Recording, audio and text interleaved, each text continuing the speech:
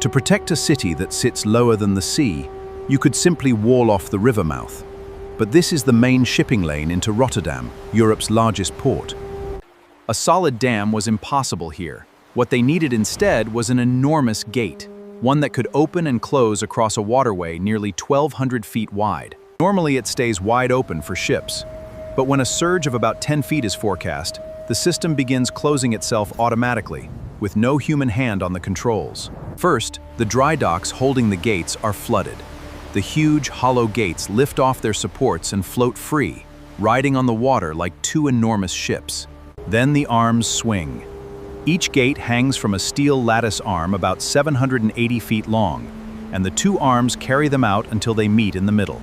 Holding this monster takes the largest ball joint on Earth, about 33 feet across and 750 tons, one at the base of each arm, working like a shoulder. But a joint alone can't stop a storm surge. The sea pushes with staggering force, and a gate that merely floats would simply be shoved aside and lifted off the bottom. So the gates are hollow.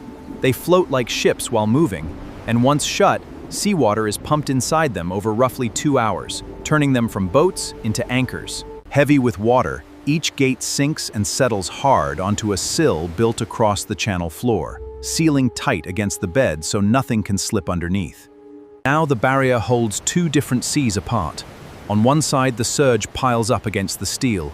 On the other, the water stays flat and low, and the streets stay dry. So it keeps the sea lane open in ordinary weather, and when the danger is real, it sinks itself to guard the city. A gatekeeper that drowns on purpose.